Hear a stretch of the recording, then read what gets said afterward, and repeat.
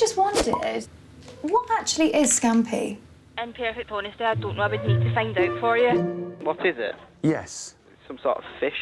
I mean, I'm not sure myself. I just want to know what's actually in there. It's all different sort of fish, like what sort of. Oh God, It's actually a fish called scampi. I'm sure it is, yeah. So what on earth is scampi? To try and find some of this seafood in its natural habitat, I've come to the North Shields fishing fleet at dawn. Just left North Shields. These boys don't hang around. We're off. We're going fishing.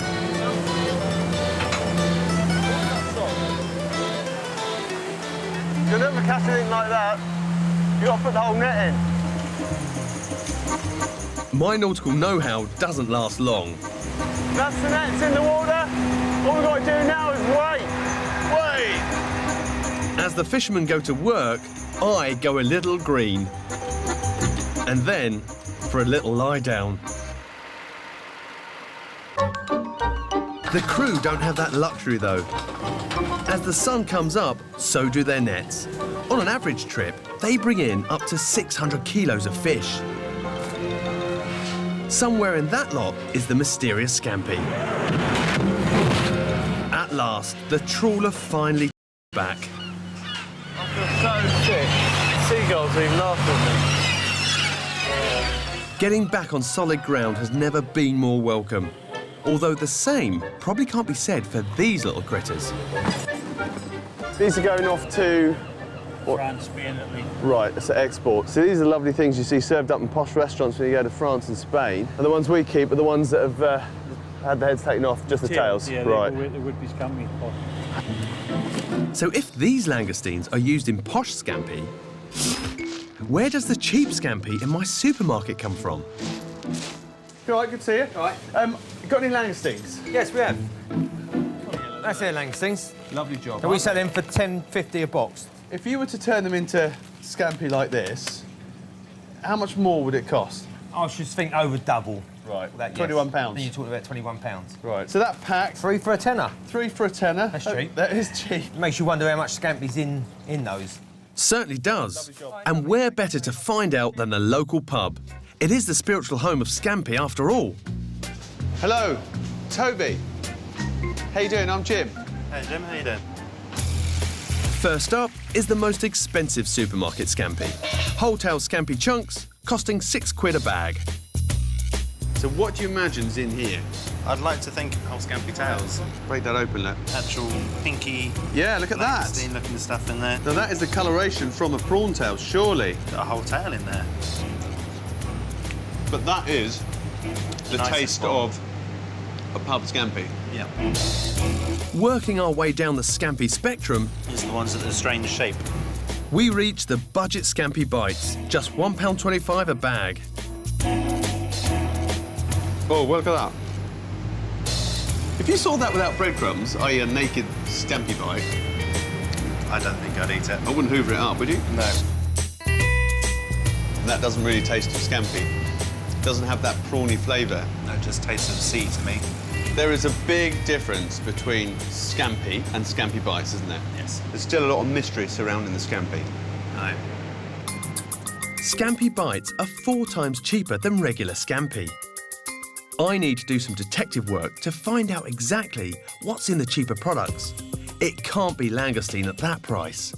Is that Dr. Mariani? Yes, it is. I've phoned you up because I want to talk to you about scampi. I must say, they do vary somewhat in consistency. Some just look like a paste. They are a type of processed food, so it is unrealistic to expect a whole critter inside the batter. Really? What we could do relatively easily is to use genetics to identify what the most likely animals there are in those products. So it's a bit like CSI scampi. It could be, yes, exactly. I'll send you a whole bunch if you could do some testing, and then I'll get back to you and let's see what the results say. Bye-bye. Later, the results of the DNA test to discover what's in my cheap scampi. And I come face to face with a creature which definitely isn't a langoustine. Now they're big, but nothing on the Pangasius. Next up, why can't you buy cashew nuts in their shells? Morning, customer service speaking. How can I help you today? Now, I was just wondering, I've never noticed cashew nuts in their shells. Do you sell them? I don't normally do at Christmas time, and I don't know about all the way through the year. Does it protect the nut inside if they take the shell off? I really don't know. I think it's just a matter of most people can't be bothered shelling them. I just wondered what a cashew nut shell looked like, because I haven't seen one before.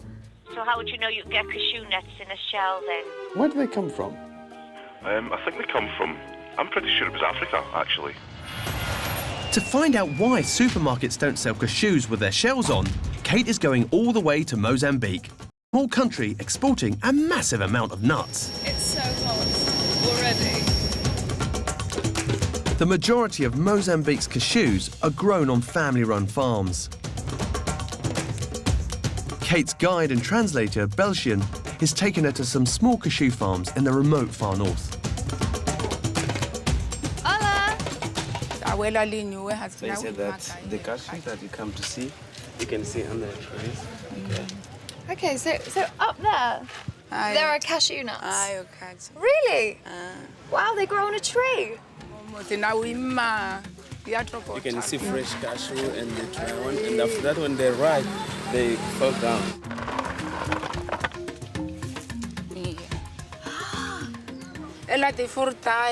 This is the fruit. Okay, Yeah. so I can eat this, yeah? Okay.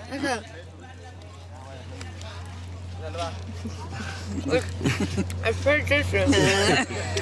The yellow fruit is the cashew apple. It's claimed it has 5 times more vitamin C than an orange. So I'm looking for a nut in here, in this fruit. The nut inside of this. This is a shell. Can I get it out? The oil is a poison. Yeah, so Inside it can injure. Yeah. So really dangerous. Can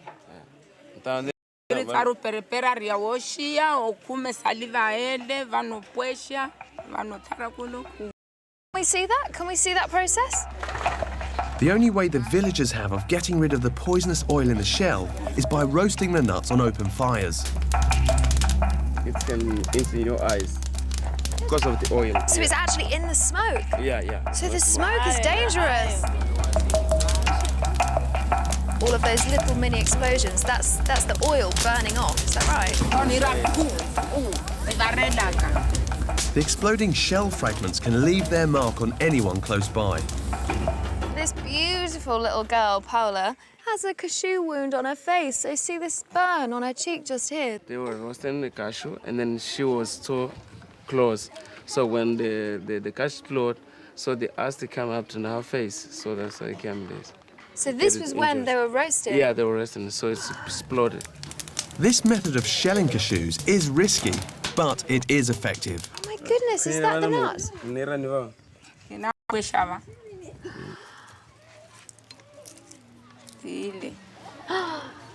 there we have it. Oh, it's still warm. It's still hot, isn't it? Can I eat this? So now it's safe, you can eat without a problem. Totally safe. Yeah. Mozambique is currently Africa's biggest cashew producer, with annual exports of over 120,000 tonnes. So how do the large processing factories shell all these dangerous nuts on an industrial scale? We'll find out later and discover how the dangerous oil has some redeeming qualities. Meanwhile, why do some sorts cost more than others? Matt's trying to find out. Good morning. I was in the store the other day and I picked up some table salt, and I was wondering if there's any difference at all between table salt and sea salt. I'm assuming the sea salt, maybe it's unprocessed. Is it natural? I mean, do you think they actually taste any different? That I don't know. Presumably they do more to sea salt to make it expensive. Probably, well, the way things go, isn't it? If you do less to a product, it's more expensive. Some sea salts can in fact be 20 times more expensive than table salt. To find out what they're charging for, Matt's travelling to Anglesey in North Wales. This coastal town is home to Helen Lawal sea salt. Here to show Matt how they make their salt is boss David Lee Wilson. Matt, nice to meet you. Nice to meet you. This is our intake pipe. So it gets pumped up here Yep, the time is and right. we're going to pump it up to our tanks, and then we're going to evaporate it. Matt's trying to find out what's the difference between table salt and sea salt, which can cost 20 times more. So this is the heart of the salt making. So this is just the seawater? That's all it is seawater with some of the water taken out of it. So am I right in thinking there's a very marked difference between sea salt and table salt? Yes, there's a difference in taste, there's a difference in texture, there's a difference in the food environment, the factories they're made in. David aims to create especially large flakes, which he claims creates more flavour than regular table salt.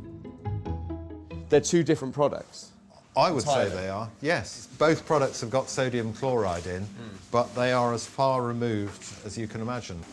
Sodium chloride is just another name for salt.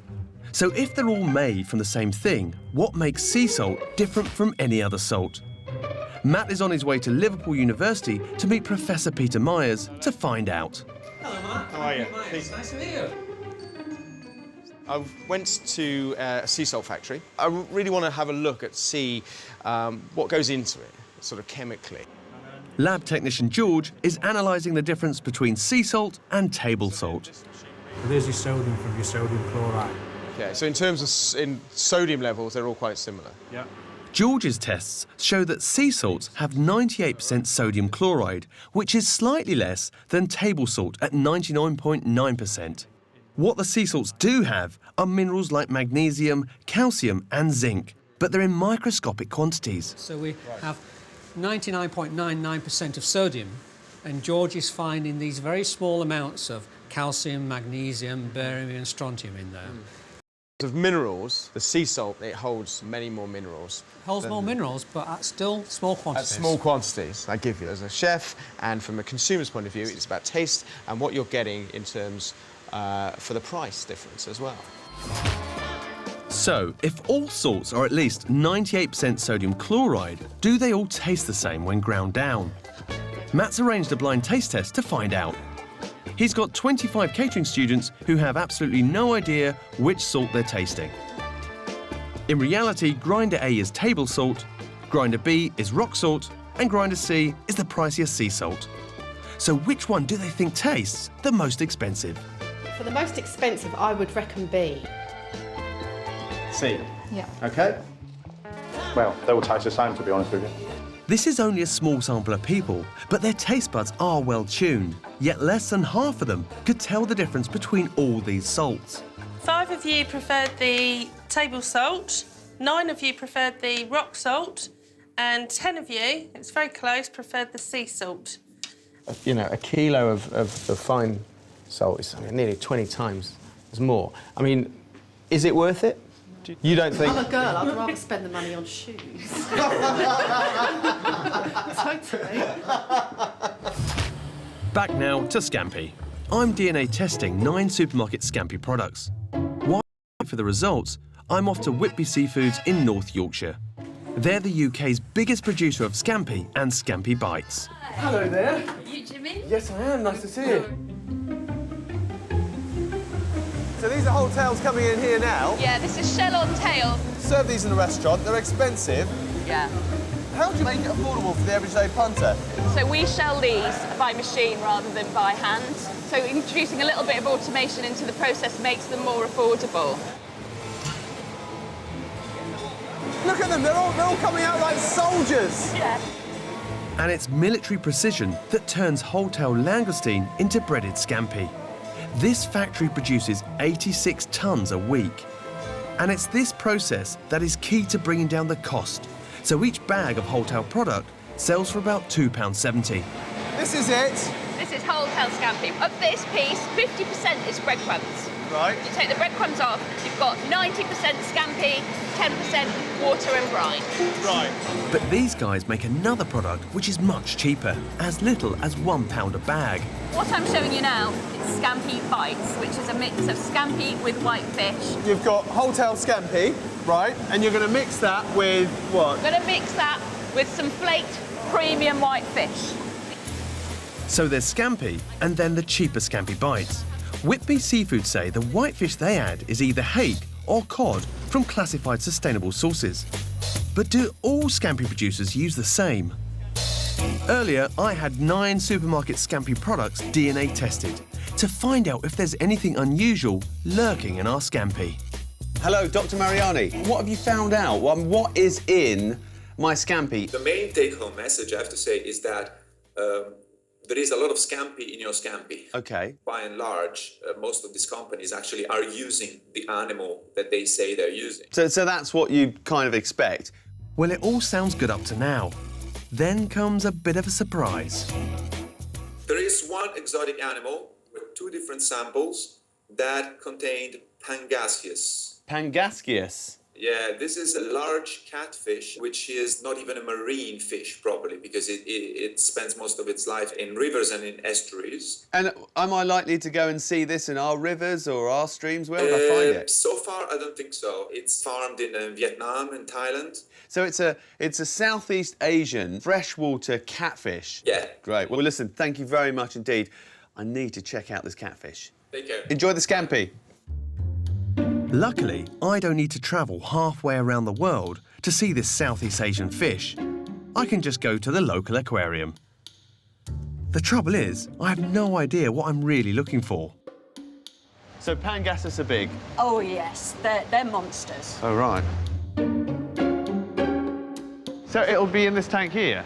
Yes, it's that guy right there, coming straight towards us. That thing there? See, that has been identified as being in your scampi. Pardon? And not just any old scampi. That thing has been found in 2 of the cheap scampi products I bought from the supermarkets. They're quite soft, daft animals. We feed them mostly vegetable. Carrot, parsnip, apples, bananas, in huge quantities. But they look weird. Pangasius is possibly a viable alternative to help with sustainable fishing as long as they're being farmed properly. Do you think most people never dream that a fish all the way from Southeast Asia ends up in a pub favourite? I certainly never dreamt until you told me. Back to cashews in Mozambique. Kate and a local guide, Belgian, are on their way to one of the largest cashew processing plants in the country. Hi, I'm Kate. Hi, I'm Bruno. The Condor factory in Nampula processes millions of cashews every year. Oh, look at that. 80 kilos each of the bags. Every single cashew arrives in its shell, so the toxic oil coating each nut is still intact. Where exactly is the oil in the cashew nut? You can see it over here on these margins. There's this Accumulated layer here. in here. This is the dangerous stuff. This is the stuff that if you got it on your hands or your lips, they would... That's just one of the issues that we really need to be very aware of.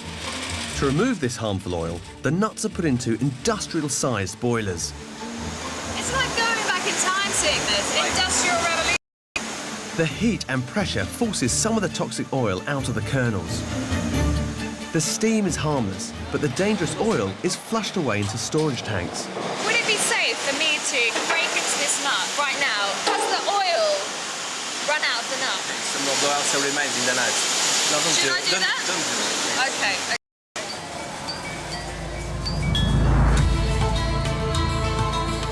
Astonishingly, the next stage of the cashew processing relies on manual labour. Every single cashew nut is shelled by hand. Is there no way that this can be done by machine? We need to do it by hand because there's not technology good enough to prevent a high level of breakage. This factory employs 1,500 people in a region where there's hardly any other employment. This is the best way they have to extract the fragile cashew in top condition, even though some of the skin-burning oil is still on the nut. Oh, you've got... What is this on your hands? Soil. That's oil? Yeah, for protecting him from the work he's doing. That's to protect him from the oil in the cashew? It is. It is. You can feel it. And that oil is acid and it's dangerous? Yeah, it's a bit acid, yeah. It's a bit dangerous, as you said. Okay, okay. Not killing, dangerous, but yes. It is. And so at this point, is the nut safe to eat? No, Actually, it is, of course. I don't know. I can eat it now. I never ate it with its peel on, but You should try one. okay. If you are willing to. Is it good? It tastes quite acidic. Acid. Yeah. It's the peel, I think. It's just the peel. Yeah. Phew. Recently, other cashew processing countries have started to carefully cultivate this oil and see it as a valuable byproduct. I've looked a bit more into this. It turns out that it's something called anacardic acid, which can be extracted from the oil. And it's claimed this stuff has serious antibiotic properties. Superbug expert Professor Mike Fielder explains more. It does appear to have some effect against some strains of Staph aureus and certainly some strains of MRSA. So if I wanted to get my hands on some of this acid, how much would it cost me? Well, that's a complicated question and quite a lot. When you're extracting that and getting it in a pure form, then some of the procedures you need to use are very, very complicated. So it costs about £12,000 a gram. So £12,000 a gram? Yes. So this cashew nut here, this weighs what, about a gram, and it costs about a penny? So the acid from the used shells is 1,000,000 times more expensive? Yep. That's insane. Is it exciting news that there's this acid from the old shells of cashews that could potentially be of great use, especially to the medical industry? It's exciting for the fact that we've got a natural product out there, that if we can use something from the natural world, modify it and develop it and improve it, then hopefully we can start to get back in front of these organisms again rather than them being in front of us.